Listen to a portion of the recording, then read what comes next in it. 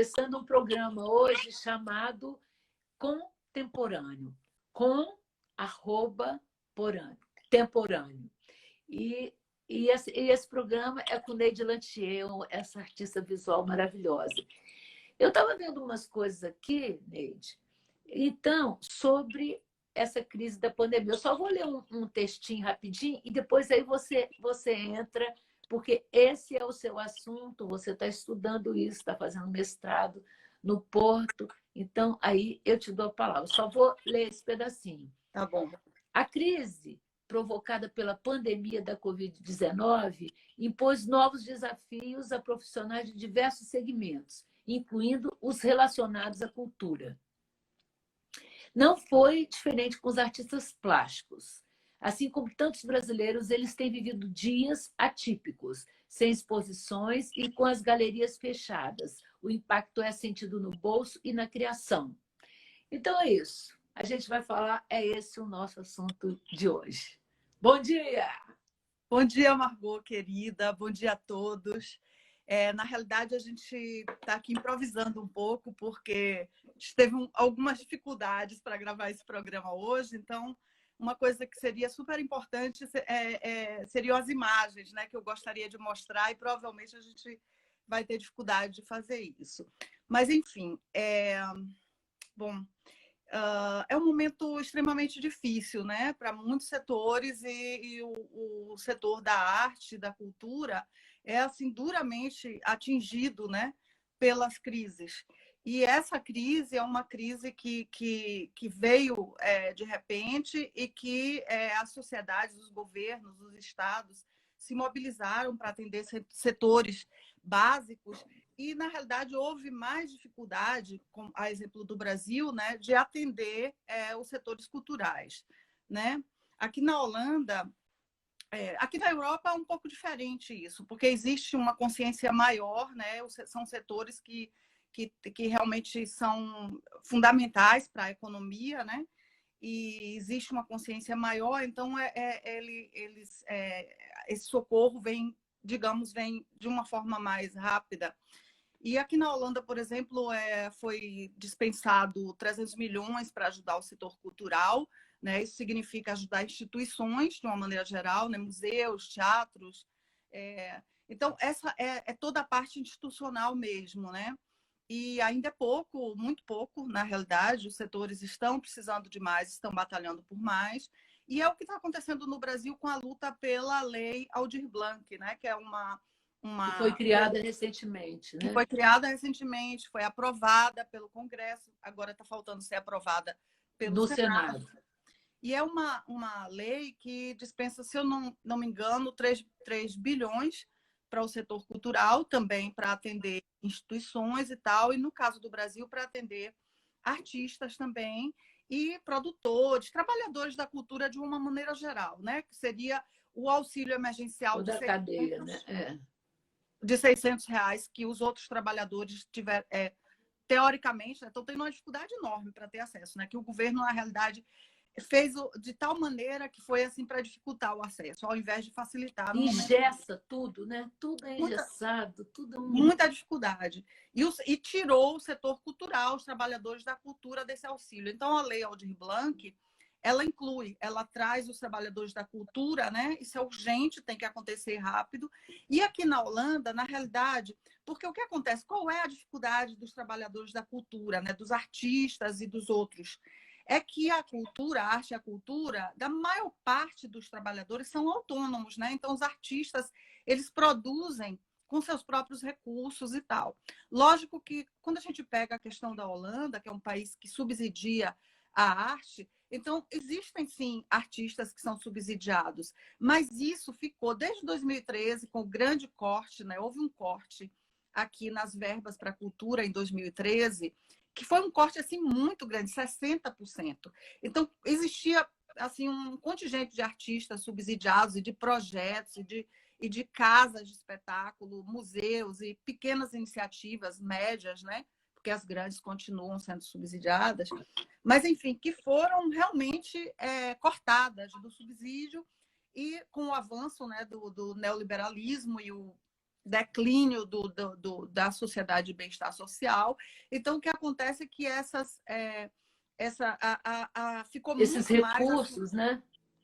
Esses recursos foram cortados e uma visão muito mais empresarial, muito mais de cada um batalhar seu próprio sustento, foi implementada. Então, existem várias instituições hoje que ajudam os artistas a monetarizar, né? Assim, cursos para você... Ou seja, é uma coisa que realmente se choca com a prática criativa, né? Mas que tem sido cada dia mais...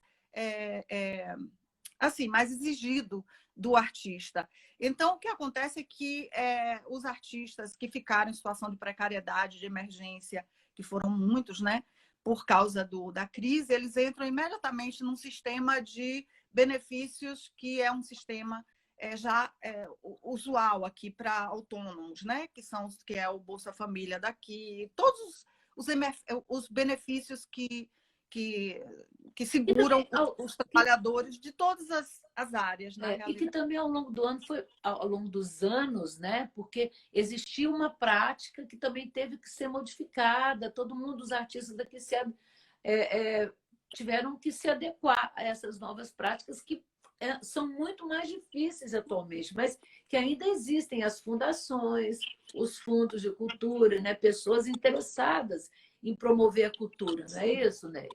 Existe bastante. Agora, o que eu falo é que aqueles subsídios que existiam, tinha subsídio para artista assim, que realmente você passava 4 anos sendo super bancado, né? O subsídio esses subsídios hoje são muito exclusivos. De uma maneira geral, é uma área que somente um contingente, aqui já não estou falando mais só da Holanda, mas de uma maneira geral, é uma área que uma elite muito pequenininha consegue se manter sem apoio, né? Então, a grande maioria sobrevive fazendo bicos e fazendo todo tipo de trabalho, de fato, né? Então, é uma área que, justamente por essa característica da autonomia, de que não é considerado essencial, então é uma área que fica bem sofrida, bem baqueada nesse momento, né? E aqui também, né? Mas o que acontece é que esses benefícios aqui, eles são automáticos também, eles funcionam rapidamente. Então, você não tem que... Agora, você ganha muito pouco com esse benefício, é realmente mas eu mesma, assim, por exemplo, eu tenho uma empresinha aqui, o governo disponibilizou um recurso para pequenas empresas aqui, que é burocrático, mas você tem que preencher uma papelada. E depois você teve um recurso individual também, que a prefeitura concedeu, a prefeitura de Amsterdã, que você também tinha que se inscrever para receber esse recurso, e ele seria repassado 3 meses. Então, na verdade, o que muitos artistas estão fazendo aqui na Holanda agora, através desses subsídios.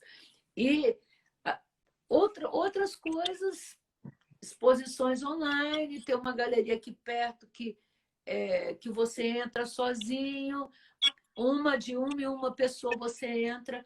Ontem os museus começaram a abrir, então assim, vai ter que ser agendado. Então as pessoas estão começando a voltar, né?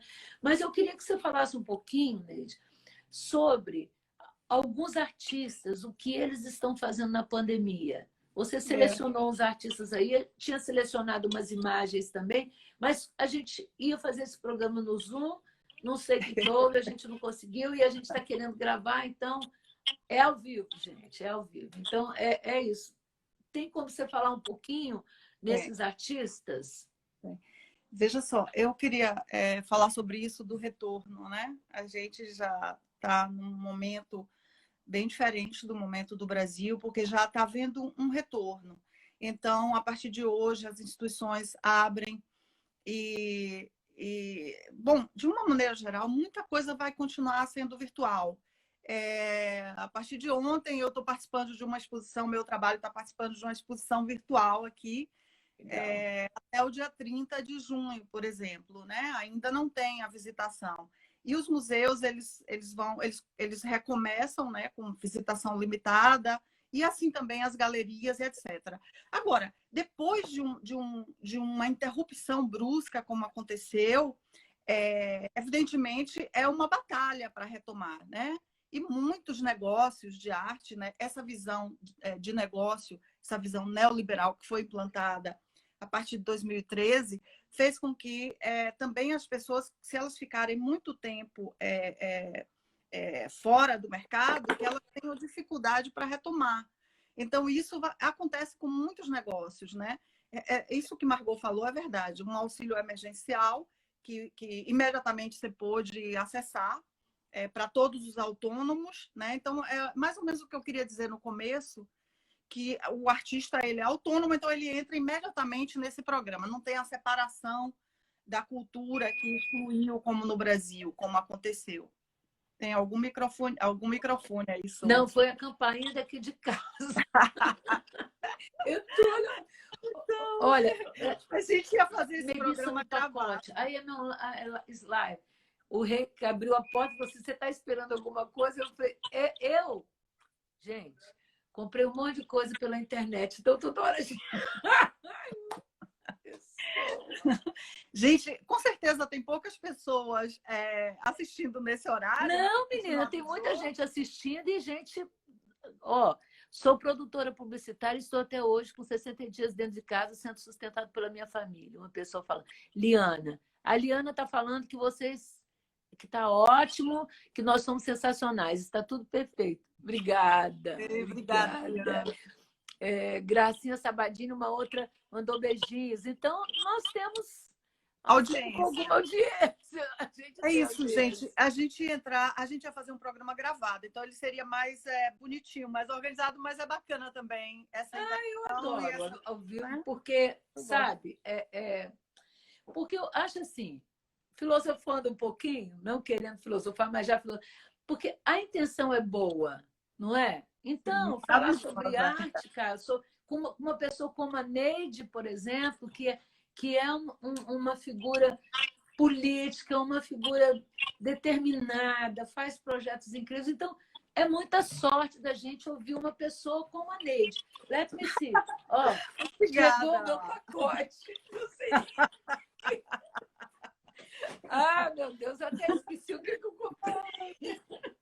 Não, mas eu queria dizer uma coisa, já que a gente entrou relaxou um pouco, eu queria dizer que o nome do nosso programa, né, a gente vai voltar toda semana com um programinha. Então, o nome dele é Contemporânea. E a primeira vez que Margot me entrevistou, porque trabalhamos juntas antes e tal, ela divulgando o trabalho que eu produzia aqui, mas a primeira vez que ela me entrevistou, ela colocou o nome da reportagem que ela fez comigo, Uma Mulher Contemporânea. É mesmo, total. Ela propôs. Eu sou fã da Neide. Então, fã de carteirinha. É uma marca, né? da nossa interação.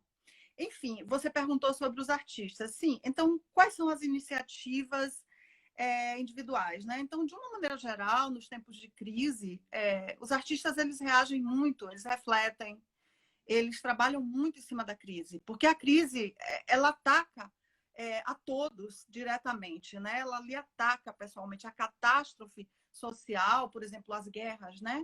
Elas nos atacam diretamente. Então, como a arte é natural da arte, ela refletia a sociedade, ela refletia os sentimentos, ela refletia o tempo. Então, o que está acontecendo? Eu ia mostrar aqui para introduzir isso o quadro Guernica de Picasso, né? Então, Guernica, vamos improvisar, né? Claro. Guernica, eu tive um impacto assim enorme. Eu vou tirar um pouco isso aqui. Peraí, só que eu vou tirar os comentários um pouquinho para a gente ver o quadro, porque é muito bom esse quadro do Guernica. Deixa eu ver como é que eu faço isso. Não precisa tirar, pelo que eu estou vendo aqui. Não? Então, não. Pronto. Que é gostoso, né, os comentários. Então tá, pronto, tá aí. Então, eu tive um impacto assim, muito forte o ano passado, há exatamente um ano, quando eu conheci, a primeira vez que eu vi o Guernica. Foi quando eu vi o Guernica. A gente conhece, né, a vida inteira, porque está sempre falado, estudado, mas eu fui no Reina Sofia, no Museu Reina Sofia em Madrid, e eu tive esse impacto que realmente é uma obra impactante. uma pintura imensa, né? Em vários tons de cinza, preto e branco e cinza. Maravilhoso. Ele ocupa um espaço fabuloso, porque é uma sala grande, muito grande realmente, e tem sempre uma multidão na frente desse trabalho. E realmente ele é emocionante e é um trabalho que trata justamente da catástrofe da guerra, né? É um trabalho que você sente pelas figuras, você sente o desespero. Então, o que acontece? Durante a Segunda Guerra Mundial, assim como na Primeira, na época da peste negra, assim como na época das guerras, né, dos séculos anteriores, houve sempre uma produção artística, né? Os artistas refletem e agora não é diferente. Então, eu não conheço ainda trabalhos em museus,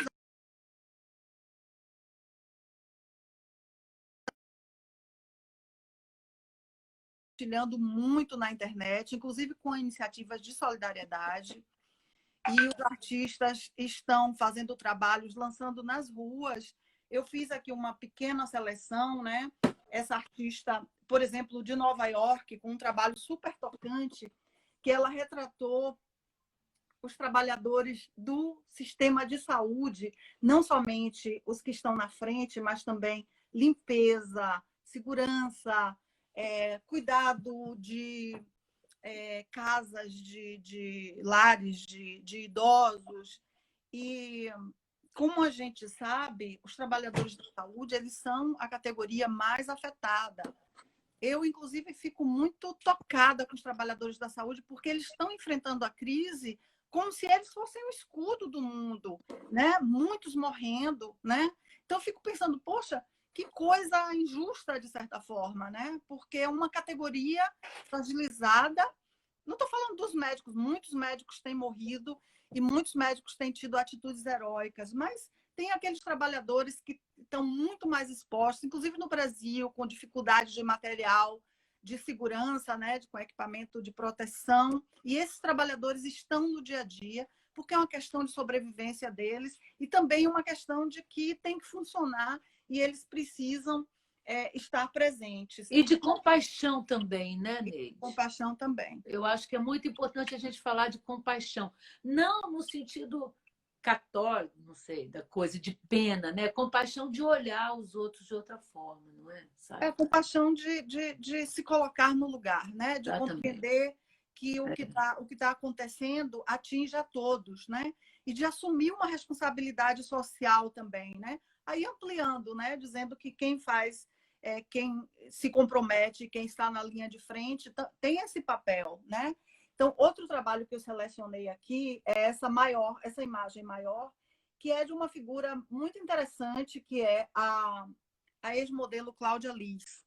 Ela fez figuras de mulheres com máscaras e ela colocou à venda e todo o dinheiro revertido para uma associação que atinge mulheres vítimas de violência doméstica.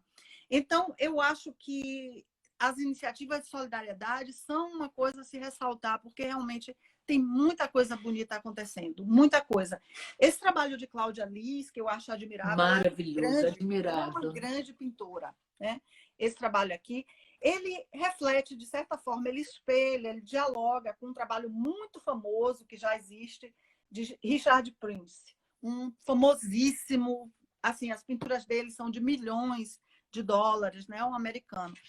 E ele trata as enfermeiras, é uma série sobre enfermeiras, e é uma série que ele trata assim de uma forma bem glamourizada. E, na realidade, as enfermeiras são uma categoria muito, muito invisibilizada, né? Então, acho que é um momento bem interessante para chamar a atenção dessas profissionais, que elas é que carregam o hospital, não são os médicos que carregam o hospital. Os médicos, eles têm um papel, né? Um papel de diagnóstico e de tratamento. E as enfermeiras de cuidado, de administração, de gestão.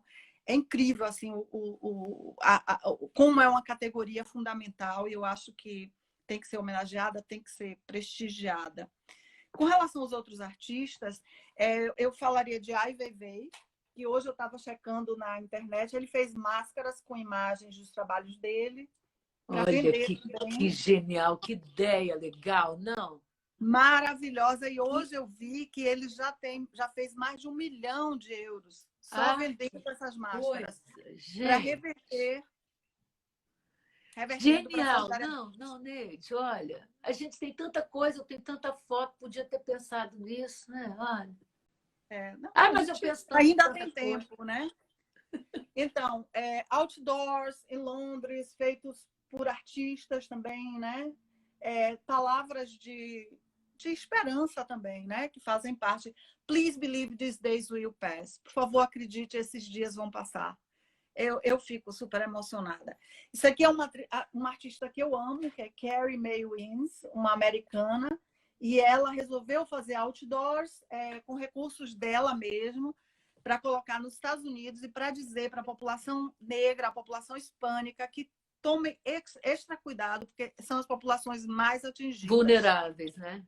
Vulneráveis. Por quê? Porque estão economicamente na cadeia, né? Mais vulnerável, mais desassistida e que tem que trabalhar, né? Porque precisa sobreviver. Então, isso é extremamente injusto da pandemia, que as pessoas mais pobres no Brasil também, seriamente atingidas, né? Estão sendo. Então, o nosso famoso Banksy, ele também homenageou as enfermeiras com a imagem da menina de brinco de pérola, de vermelha, e com esse garotinho com uma boneca de enfermeira, né, a nova heroína, né? Eu estou falando tudo isso super emocionada, porque eu fico realmente com engasgada. Que eu acho muito bonito, é muito tocante assim os movimentos que colocam as pessoas juntos, que fazem elas se movimentar para, né, numa rede de solidariedade. Tá ok eu compartilhando dessa forma? Tá massa. Ainda tem muita coisa, porque nós já estamos com um programa grande, né? Esse é um trabalho meu.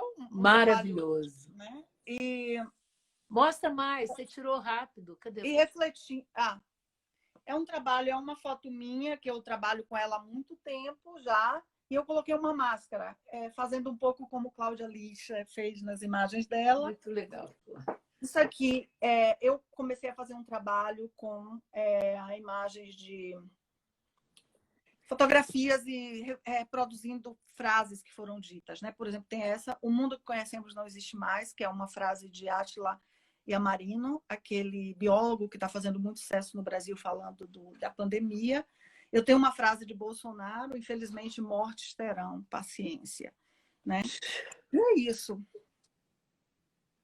Enfim. Parabéns, que bonito, Neide. Aquela foto sua é um autorretrato? É um autorretrato de 2000. My Young Self. Ô, gente, olha, eu espero que vocês tenham gostado, porque eu adorei. Achei que... Não acabamos, não? Aí você me dá a palavra só para eu encerrar? Não, claro. Eu vou te falar. Pode falar. Agradeço super. Eu acho que foi uma aula de artes plásticas, uma aula do que está acontecendo agora. E a gente quer andar um pouco por esses museus, né, Neide? Para você explicar, mostrar como é que esses museus são, o que tem no Museu Estrada Leque, que é um museu contemporâneo daqui, as novas coleções. A gente quer expandir esse programa e quando a gente puder sair, a gente já está começando, né? E para mostrar ao vivo isso, eu acho que vai ser super legal, né? Vai ser maravilhoso. Estou esperando tanto, né? Porque eu sempre minha vida é nos museus e não está acontecendo. Mas eu queria falar de duas coisas para encerrar rapidinho. Uma delas é um trabalho, são 2 trabalhos maravilhosos no Instagram, que eu não sei se você conhece, mas eu indico aqui. Um é Relicário, né, que é tipo um obituário que a antropóloga Débora Diniz, aquela pessoa super interessante. Eu te falo depois.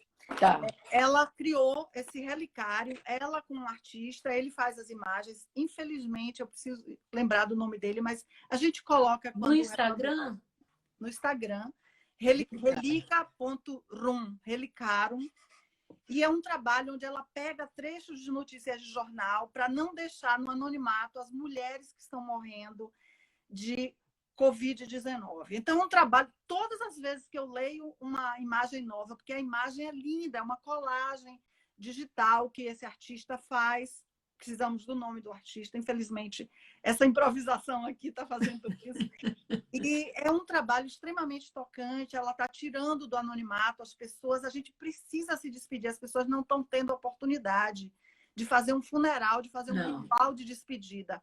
Então, muita gente que está perdendo as mães, as parentes, essas pessoas estão recorrendo a esse obituário. E tem um outro também, que é Inumeráveis, que são somente trechos de notícia de jornal, extremamente poéticos todos dois e merecem ser vistos. E eu queria concluir só com essa imagem, que é de Walter Benjamin, é de Paul Klee, que é o anjo da história, né?